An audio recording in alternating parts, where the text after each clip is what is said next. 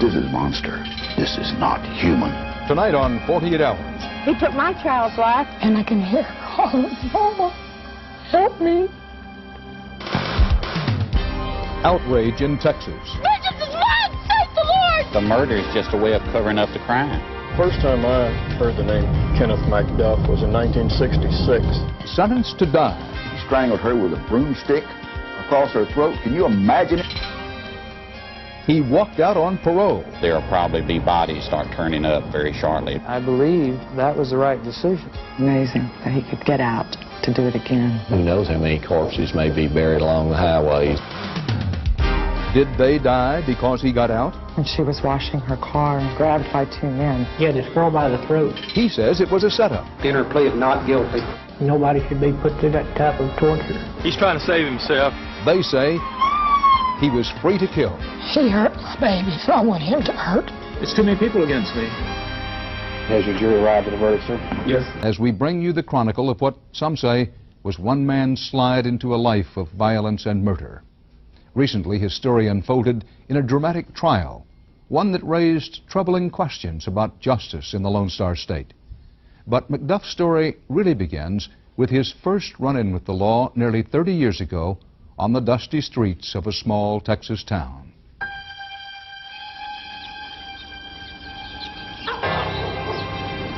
This was an innocent town.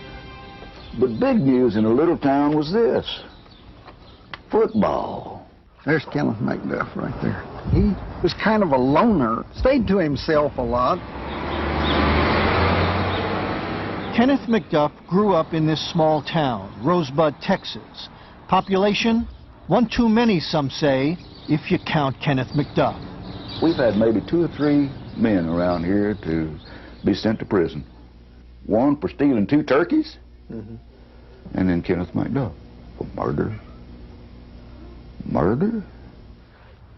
Kenneth McDuff was 20 years old that summer of 1966, and already he was a convicted felon, a burglar who was out on parole. He told a friend he was going out to look for a girl, and he found one by this high school baseball field. She was 15 years old. She was in a car with her 17-year-old boyfriend and his 16-year-old cousin. At gunpoint, Kenneth McDuff kidnapped them. He drove them out of town, and then he shot the 2 boys at point-blank range, killing both of them. He raped the 15-year-old girl, and then he killed her too. He strangled her with a broomstick across her throat. Can you imagine anything that horrible? John Kilgore has been editor of the Rosebud newspaper for 35 years. He shot these 2 boys in the trunk of that car. But this is monster. This is not human. That's Robert. He was just a very good boy. There wasn't a mean streak in him. Robert was Jack and Louise Brand's only son. This is Edna Louise Sullivan when she was 15. This is Marcus Dunn, his cousin. It was made when he was 15. And then one night, They were all murdered. It's real tough. Did you go to the trial? Oh, yes. Did you ever make eye contact with McDuff? Oh, yes. It was horrible because he didn't even have, I mean, just like it was all a joke to him. They asked him why did he do such a thing, and he said, well, for kicks, man. Just for kicks, man. Kenneth Allen McDuff enjoys torturing the human beings much more than the actual murder. The murder is just a way of covering up the crime. As a teenager, Sheriff Larry Pamplin helped his father arrest Kenneth McDuff for the murders. The man is extremely vicious, and there's no one safe that comes into contact with him. The man was sentenced to death. Kenneth McDuff was sentenced to die in the electric chair right here at the Texas State Prison. But in 1972, the U.S. Supreme Court ruled that death penalty laws, as they were then written, were unconstitutional. So McDuff's sentence was commuted to life in prison. Over and over again, he applied for parole. Once, he even tried to bribe a member of the parole board to let him out. But over and over again, he was turned down. No one back in Rosebud thought he'd ever get out. But in 1989, 23 years after he killed those 3 teenagers, the unthinkable happened. Kenneth McDuff was granted parole. He was allowed to leave this prison a free man. Well, the system totally broke down. The man should have never, ever been paroled. McDuff was ultimately granted his freedom by 2 members of the Texas Parole Board. Mr. Granberry? James Granberry, who is under investigation for bribery in another case. No comment. You know, we've got an overburdened system that... And Chris Mealy, who says the board was under tremendous pressure. We were asked to try to release approximately 150 people a day. 750 people a week, 3,000 a month, 3,600. At the time McDuff was paroled, the federal government had ordered the state of Texas to relieve prison overcrowding. McDuff, when I made the decision in September of '89, I believed in my heart that that was the right decision. Obviously now in hindsight, I would make a different decision. Back in Rosebud, people's worst fears came true. McDuff came back to town. And all of a sudden, the streets were empty. No one walked. No one walked.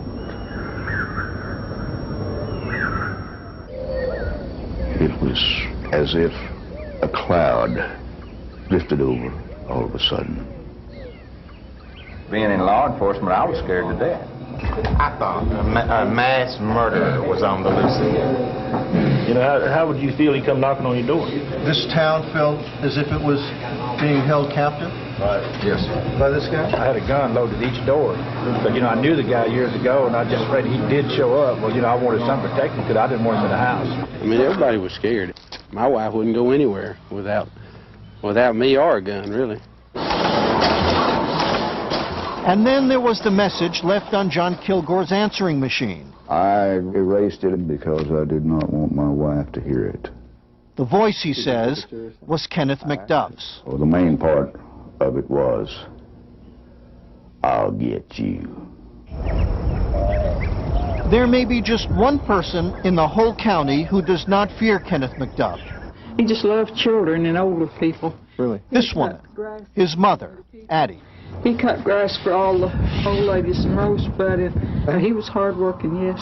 You don't think to this day that Kenneth killed those 3 teenagers? No, I know he didn't. He said he didn't. I know he didn't. Kenneth didn't. I didn't. Y'all didn't come here to talk to me. I'm through. But 7 months after his release from prison, Kenneth McDuff went after another teenager. When he was in Rosebud one evening, he pulled a knife on a young male, threatened his life. And this is when he's out on parole after killing 3 teenagers? That's correct. So what happened? McDuff was sent back to prison. But, believe it or not, just 2 months later, a bureaucrat on the parole board staff rubber-stamped his release again. Is that how the system is supposed to work? No, and I think if you look at any system, your system as far as reporting the news or anything else, there are folks who, for whatever reason, fall through the cracks. And yeah, but they don't usually go out and kill teenagers. That goes right back to the parole system. It stinks. Right. He took my child's life. He took my sister-in-law's child's life. Why should he keep his life? And why should they turn him out to go out here and kill somebody else's precious child? What did you think would happen after he was set free? When I first found out that Kenneth McDuff had been freed, my words basically were, I don't know if it'll be a week, month, or 6 months, but there'll probably be bodies start turning up very shortly of young women or boys and girls.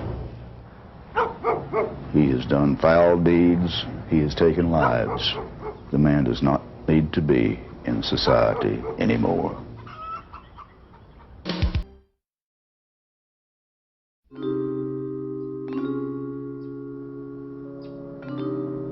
It scares me for every person in the state of Texas and beyond. In 1989, the news that Kenneth McDuff was back on the street blew through Texas like a cold wind. We assumed that he would remain in prison the rest of his life.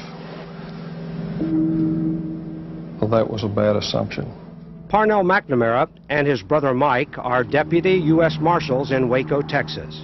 Why does someone get pleasure out of torturing another human being? Why does someone get pleasure out of killing another human being. Animals don't do that. When Kenneth McDuff got out, what'd you think at that time? I was very concerned that it would happen again. You certainly hope and pray that it doesn't. But it might have. From what we understand, when she was washing her car, apparently she was grabbed by two men, we assume. The last thing anyone heard of Colleen Reed was the sound of her scream. It echoed through this car wash in Austin, Texas in December of 1991. Witnesses heard her scream and found her car with step suds on it. Lori Bible is Colleen's sister. The money that was in her purse, $19.73. They didn't take that. It didn't take her car, didn't take her wallet, her credit cards, her cash. Just Colleen. It's the only thing they took. She was 28. God.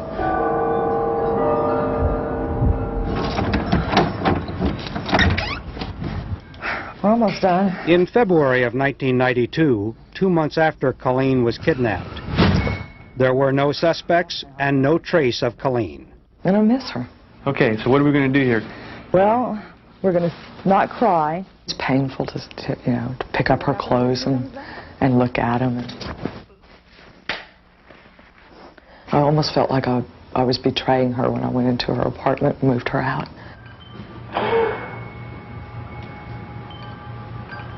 911. Yeah, this is Aaron Northup at the Quick Bank. I need a sheriff's DPS officer over here immediately. What's wrong? Then, on March 1st, 1992, another kidnapping reported.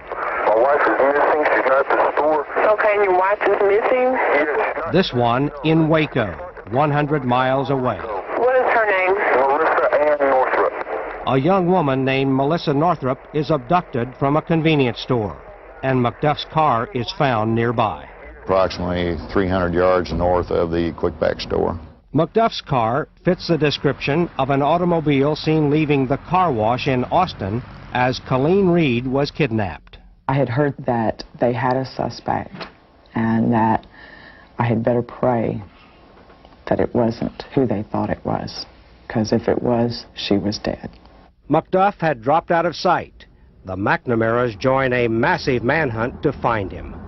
During that, we came across the name of Hank Worley. Hank Worley was described to us as a weak-willed sidekick of Kenneth McDuff. He's real easygoing. He's nice to talk to. He's friendly. You'd think he's the world's greatest guy until he just falls off the deep end and does weird things. I got word about Hank Worley from the police, and they told me that he had confessed. Your imagination runs wild, but never did I dream. Not my worst nightmare was as bad as what really happened to her. About 9 o'clock on the evening of December 29, 1991, Colleen Reed brought her pride and joy, her brand new car, here to wash it. At about the same time, according to Hank Worley, he was riding around town with Kenneth McDuff looking for drugs. They drove by this car wash and spotted Reed. Worley says he and McDuff returned and pulled into the bay next to Colleen. When he come back, he had this girl by the throat, lifted her. She was hollering, please, not me, stop, and don't let this happen to me. And what was he saying at the time? He wasn't saying nothing. He just told me to get in the back there and hold her. Then we drove off and then got about 2 or 3 miles down the road, and he swapped driver. He got back there with her, and I made me drive the car. That's when he started sexually assaulting her then. Worley says the assault went on for more than half an hour as he drove north of Austin. Then he and McDuff changed places. No, I didn't want sex with her, but if I didn't have sex with her, he's going to get back there with her and beat her up some more and burn her with cigarettes. Burn her with cigarettes? Yes, sir. Just taking cigarettes and getting the fire real hot and burning her down in the wrong spot. According to Worley, they traveled to this abandoned road near Temple. With her hands tied, Colleen was dragged out of the car, and the torture continued. He turned around and he hit her slapped her real hard and knocked her backwards. And then he took another cigarette and he lit it and got the fire real hot and burned her again like that again. He puts her in the car, in the trunk of the car. In the trunk? He puts her in the trunk? Yes, sir. Puts her in the trunk of the car, closes the trunk down. He takes me home. On the way home, he asked me for my pocket knife. I told him, I don't know where it is. And he asked me, well, I need a shovel. He said, let me borrow a shovel. I said, I ain't got one. A pocket knife and a shovel? Yes, sir. Did he say what he wanted to do with that? No, sir, he didn't say what he was going to do it, but I knew what he wanted to do with it. He wanted to kill her with it. Why didn't you do something? That's the question that, people want to know the answer to. There ain't a lot you could do. It's real scary to be there like that. You can't help them, you can't help yourself, If you can't help yourself, then you ain't no way you're going to help anybody else. I wasn't even sure if I was going to make it out there that night. I always have a tear for that girl. I'll always cry for her for what she went through. Nobody should be put through that type of torture. He's self-serving. He's a worthless human being. He could have stopped the car, taken the keys out, and walked away, and Colleen may still be alive today if he would have had the courage to stand up and do that. Hank Worley brought us to this road and told us that this is the location where he and Kenneth McDuff brought Colleen Reed. At the time, we thought we might be able to find her body here, but we never have found it. But lawmen do find McDuff. Authorities were tipped that he'd been living in Kansas City under an assumed name. McDuff is brought back to Texas and put behind bars. But by this time, half a dozen women are missing or dead. No. And McDuff is the prime suspect. Is that true? No. Thank God for Mike and Parnell McNamara. We never would have known what had happened to Colleen if they wouldn't have been so diligent in their investigations. Building a case against McDuff for the murder of Colleen Reed is slow going because her body has never been found. So McDuff will first stand trial for the kidnapping and killing of Melissa Northrup. Colleen Reed! Melissa Northrup, you bastard! Vengeance is mine! Save the Lord! He's gonna get you! Next, the trial of Kenneth McDuff.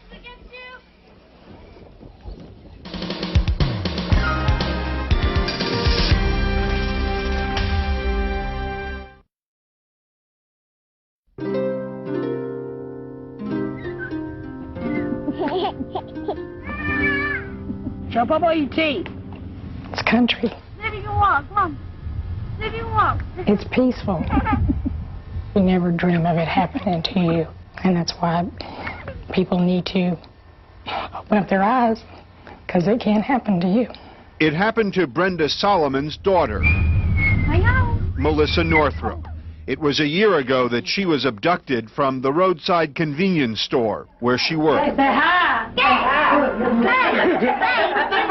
She left behind 2 young children. At one point, Amber asked me one night when we were putting her to bed, she said, Mimi, is Mommy dead?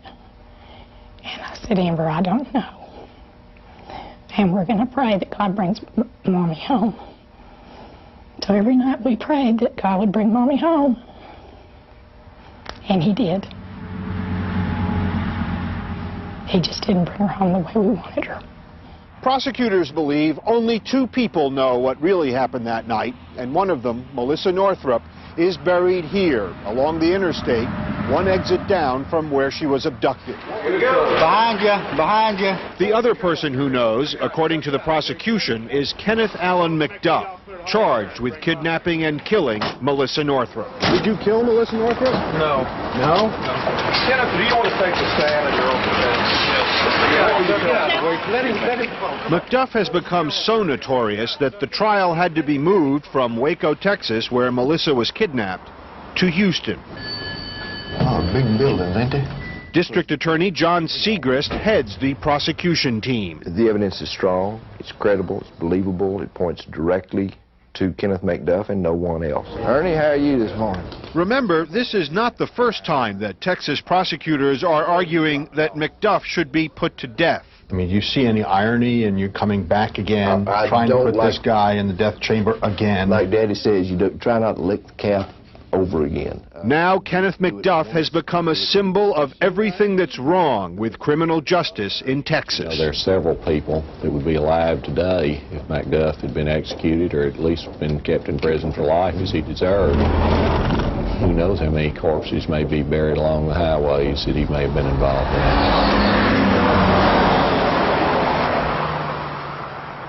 in. He is not a saint. He's not pure as the driven snow, as they would say. But did he kill Melissa Northrup? In my view, no.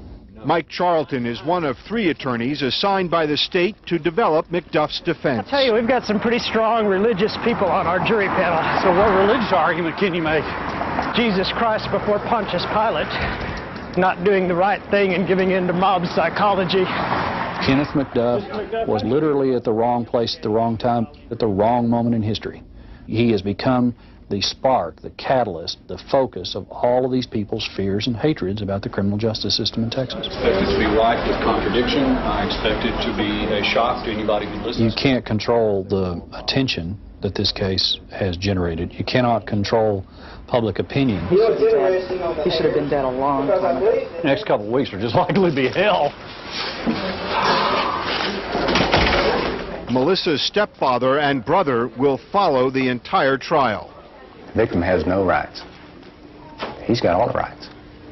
He's got the court trial. He's got attorneys. Melissa don't have nothing. And I think it's time to take his rights away. To which indictment, sir? How do you plead, guilty or not guilty? Your Honor, if it please the court, my client would like to enter a plea of not guilty. Does the state care to make an opening statement? We do, Your Honor. If you would proceed, sir. Kenneth Allen McDuff. The evidence will show that he told people that he was going to kill and rob somebody that night. 911. Yeah, this is Aaron Northrup. I need Sheriff's CPS officer over here immediately. What's wrong? My wife is missing. She's not at the store. Your wife is missing? Early Sunday morning, about 4:45, we received a 911 call from Melissa Northrup's husband. The lead investigator on the case is Detective Richard Strout. His wife was working the 11 to 7 shift at the Quick Pack store, and she was missing. How did you find the body finally? Fishermen found Melissa's body in a gravel pit 57 days later. 57 days later? Yes, sir. She was in the water approximately 57 days. How did you identify her? She was identified through dental charts. The hands of this corpse had been bound behind the back. At one time or another, the ankles had been bound with shoelaces. Did you know at this point that McDuff was involved? No, we did not. When did you start suspecting him? When we found his car abandoned in the parking lot of a New Road Motor Inn, which is approximately 300 yards north of the Quick Pack store. Can you put him at the scene of the crime at the time the crime was committed with physical evidence? No. That's a problem. Well, it could be. In fact, the case against Kenneth McDuff is based almost entirely on circumstantial evidence. It can be somewhat complex. This is just as strong a circumstantial evidence murder case as I can recall. We have 4 aces. What are your 4 aces? Well, we have evidence which places him within 2 miles of the location of the body. We got him put within 200 yards of the Quick Pack store at the time that Melissa Northrup was abducted. We've got expert testimony of his hair in her automobile. We have the fact that he ran off, disappeared, not even telling his mama where he was going. I mean, you call it 4 aces.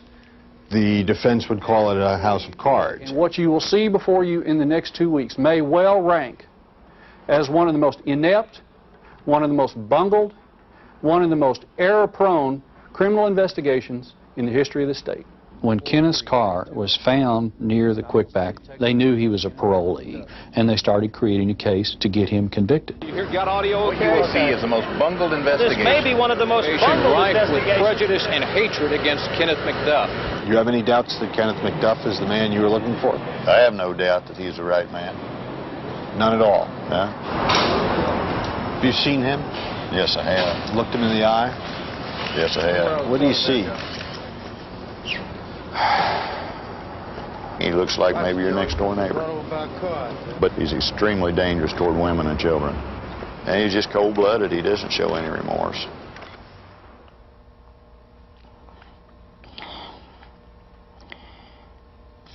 All I can do is imagine what he did to her.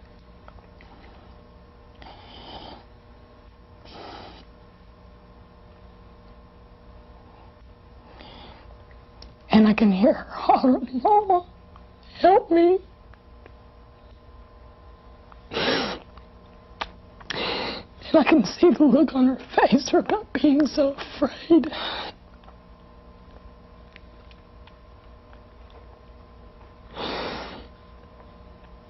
He hurt my baby, and I want him to hurt. Melissa did not live her life, and McDuff got out. And he's still living. He should have been dead a long time ago.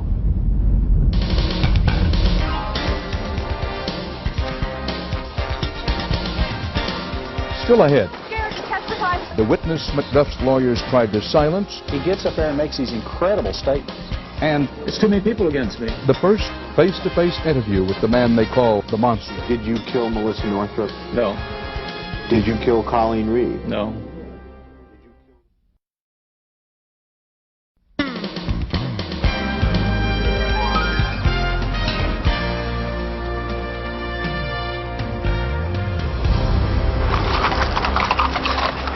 Today is a turning point in the trial of Kenneth McDuff. Are you going to testify? The jury will hear from a witness the defense had hoped would never take the stand. Are you still scared to testify this morning, Mr. Worley? McDuff's one-time friend, Hank Worley. What do you have to say about the kidnapping of Colleen Reed? Did McDuff do it? Worley has told police that he was with McDuff when McDuff kidnapped and tortured Colleen Reed. Hank, how do you feel about seeing him again? McDuff is on trial for the murder of Melissa Northrup only, but the judge allows Worley to testify about the Colleen Reed case because the crimes are so similar. And proof that he committed one is evidence to be used in the other, because they're so identical. Prosecutor John Segrist. Both involved abductions of young, white, brunette women abducted from public places at nighttime.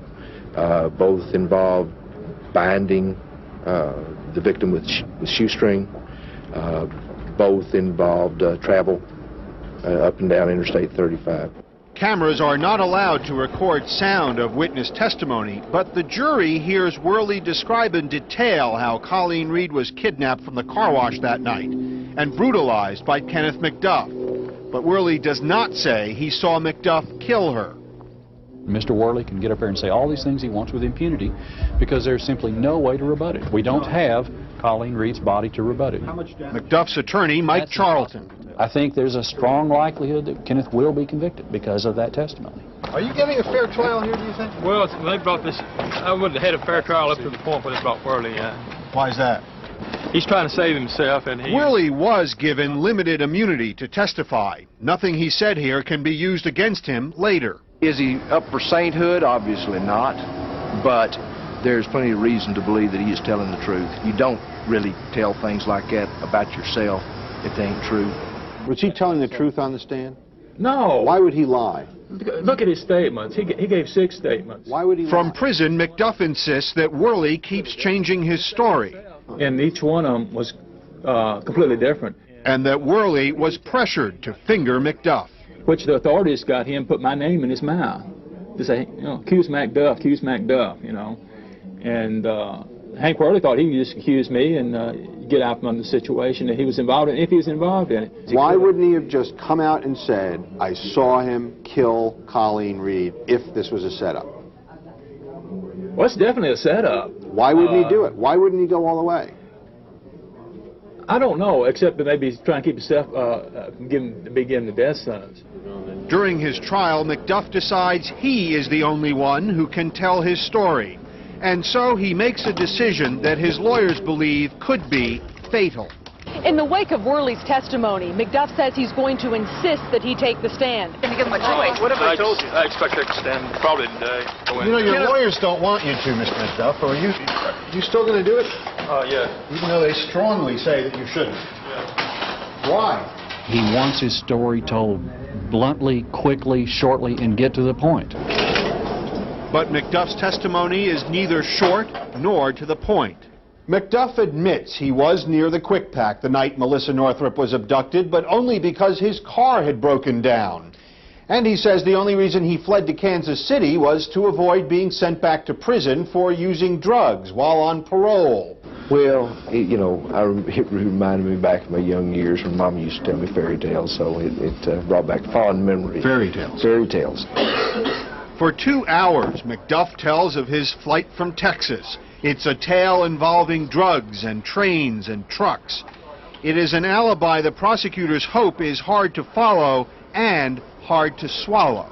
Where's the truck driver? Where's the dope dealer that he ran around with? Where's the guy he caught the train with? Where do you think all those people are? They're a figment of your imagination. They're right up here. They weren't there. In that man's head. But McDuff pays a big price for his time on the stand. Parnell McNamara?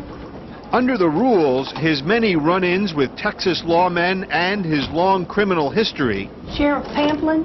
can now be told. The man should be executed, and that would protect the entire nation against a savage animal. In spite of all that had come in, we thought we were still ready to prove our client's innocence. Let me ask you, going into closing argument, how are you feeling about your prospects? Well, I mean, you know, I'd be less than honest if I thought they were real good. How do you think the jury took it? I don't know. What were you trying to convey in your testimony? Well, my attorneys wasn't representing me. I had to get my point across no matter what kind of attack I come under. The only real evidence to indicate I've done anything is my car was at that location. Did you kill Melissa Northrup? No. Did you kill Colleen Reed? No. Did you kill those 3 teenagers in 1966? No. You've never killed anybody? No. Are you just the most misunderstood man in Texas history? You're being ironic, aren't you? A little bit. McDuff has made his case. By now, everyone has an opinion about him. Mr. Thomas, has your jury arrived at a verdict, sir? Yes, we have. If you would, but the only opinion that matters is the jury's. Mr. McDuff, stand up, please, sir. And the verdict is coming up. The jury having on the 16th day of February.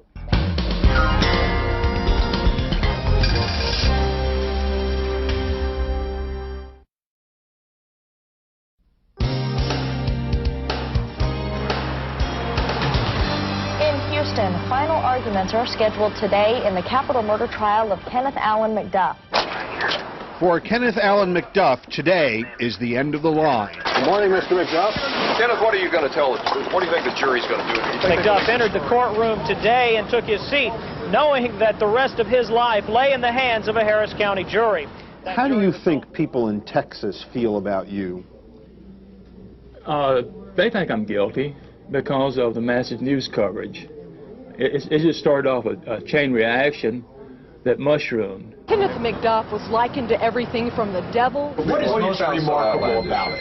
It's difficult to overcome the tension and I think the fear and even the loathing that I think some people would feel. So it's going to be a hard one to overcome. If you look at those 2 crimes, they're almost identical. You can conclude from that evidence that whoever killed Colleen Reed killed Melissa Northrup. I submit to you the evidence shows that this defendant is every person's nightmare, that he's the monster that comes out of the dark and jerks innocent people off the streets and takes them out and slaughters them. I've gotten to argue cases in all courts of the country. I've even argued before the United States Supreme Court. But I have never, in all those years, been confronted with a situation where I was so afraid that the law would mean absolutely nothing. that we would be so willing to abandon that rule of law and give in to hatred and emotion. The evidence leads to only one conclusion, that Kenneth Allen McDuff is not guilty. Godspeed. Ladies and gentlemen, at this time, we're going to let the 13 of you go back to the jury room. Stretch. McDuff's fate is now up to the jury and out of the hands of the defense and prosecution attorneys. And for Melissa Northrup's family, a year of waiting for answers is almost over. I'm very glad we've come to this point because today is 11 months that this happened. It's time to put this man back where he belongs. He should have never been let out in the first place. Well, they've been deliberating now about 3.5 hours, and of course it's always hard to tell how long they will deliberate. No longer than 7 o'clock is the feeling around here.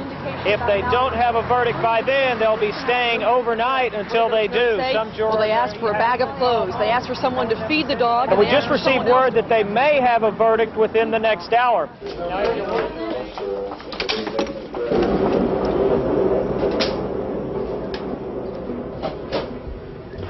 Mr. Thomas, has your jury arrived at a verdict, sir? Yes. If you would, please, sir. Hand it to Deputy Robertson.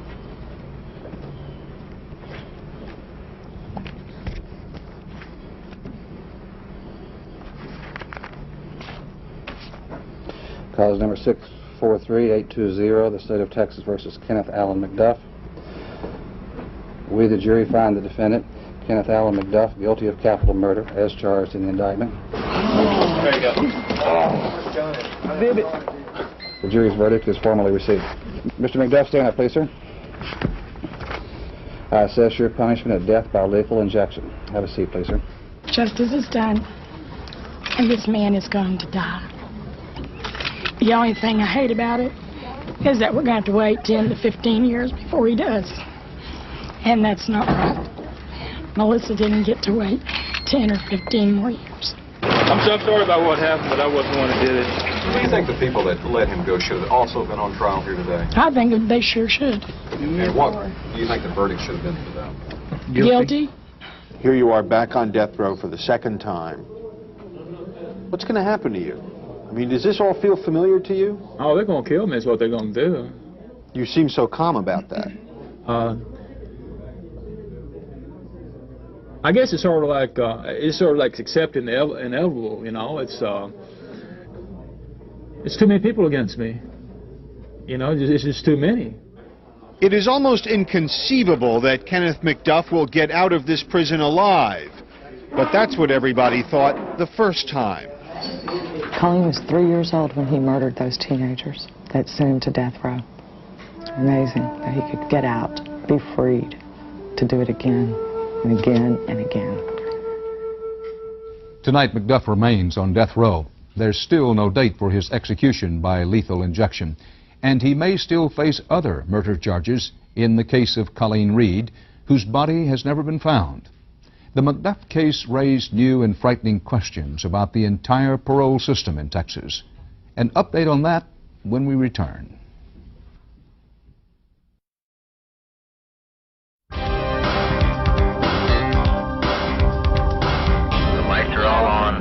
Vehicles are stationary. We got a caution, aggravated assault. So he does like to fight. Let's do it. Every night, a special team in Houston, Texas, makes house calls. Man, we've got a felony warrant, and we're just going to clear your house. Sit down in that seat right there. This is the Zebra Squad, a unit formed 18 months ago to do what no one else in Texas was doing then. Tracking down parole violators. There are parole officers that say Kenneth McDuff was a rare case. Doesn't happen. He's not an individual that, quote, slipped through the cracks. He's an individual who was paroled, like many others. He is not an exception. Charlotte Kelly runs the Zebra Squad. In the van, there will be Kelly, Garcia. They Green, dress like Sloan, police, act like police, and are trained as police, with one major difference. Is anyone in this room getting paid for what they're doing tonight? No, ma'am. Not monetarily. These are all volunteers who work all day at other jobs and then come in at night to suit up with the Zebras. What do you do? I work for the Houston Fire Department and also patrol here part-time. Private investigator, work for several law firms. and a safety director for a trucking company. I work for an international oil company. Why are you willing to do this without any kind of pay? We're doing it because we want to and because we're dedicated and we're trying to make a difference. I have 2 children, a mother, a grandmother. They're all potential victims of this crime that's going on. But isn't there something wrong with the system that people have to volunteer to do this? I think so, you know, until we began this program. They knew that they were not being sought, and if they didn't get caught doing something else, that they were pretty well safe. Who are you looking for tonight? Okay, this subject is Johnny Ray Lee. This subject right here received 45 years in Navarro County for 5 counts of aggravated sexual assault. Pedro Gonzalez. His 4th arrest is now pending since we now have a warrant for his arrest on his parole violation. Ruben Palacios, and this is the 4th time a warrant has been issued for this subject for being in violation of his parole. Do you think this man is a dangerous man? This man is armed and dangerous. There are 6,000 of these fugitives, or absconders as they're called, hidden somewhere out there in the Houston area. 26,000 throughout the state of Texas. They are all felons, many of them dangerous felons. And they're on the loose, not because of some jailbreak. They simply walked away from their parole officers. Spend a day with a Texas parole officer, and it's easy to see how that can happen. Hi. How are you? Usually she's not home, you know, for her home visit. Even though she knows you're coming? Even though she knows I'm coming, for the most part. Parole officer Teresa Hackney has more than 80 cases like this. Well, when you came to the office, you didn't tell me that you had another resident. When I came up the other day, I told you. 80 parolees she's supposed to see at least once every month. That is, if they're even home when she comes calling. He knows you're coming? Yeah, I told him I was. That's pretty normal, though? Does this happen a lot? Yeah, it does. That means I'll have to come back out again. You don't look very happy about that. It's a long ride. Do you feel you adequately protect the public? Not adequately, no, because you never know what one will go out and do. We had an officer who was slammed against the wall of a house the other day. So whenever you're out there, remember who you're dealing with and where you're at. B.C. Tarvin is a parole officer supervisor. Let's be honest, there's some people missing from your own roles, right? There's some people you don't know. There's probably 25 people on everybody's caseload who are absconders. And they still have 80 cases to supervise. And how do you know those people aren't committing crimes right now? Well, we really don't. See your hands, man. See your hands. Open the door. With any luck, the volunteer zebras will pick them up first.